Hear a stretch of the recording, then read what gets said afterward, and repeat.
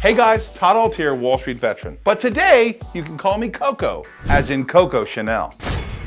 Okay, before you go getting all creepy on me, here's why. Coco Chanel got it exactly right when she said, success is often achieved by those who don't know failure is inevitable. And here's another great quote from Lucille Ball. Lucille Ball became famous for playing a ditzy redhead on a show called I Love Lucy. She was one of the biggest stars in history and literally invented the TV sitcom. When people asked her how she was able to get her TV character to get away with all the crazy things she did, she said, "I never once allowed myself to believe my character's life couldn't happen that way." What these two iconic business women were really talking about was commitment. A total, unwavering, you're almost a little cray-cray commitment. Commitment so strong that it's impossible to see yourself doing anything other than succeeding. I can add to what these two icons are saying. If you're only thinking about what can go wrong, it will go wrong. Successful people keep focused on how to achieve success, not how to avoid failure. They don't know what failure is, because to them, any failure would merely be a bump in the road, not the end of the road. So call me Coco and be like Lucy. Refuse to allow yourself to think your life will be anything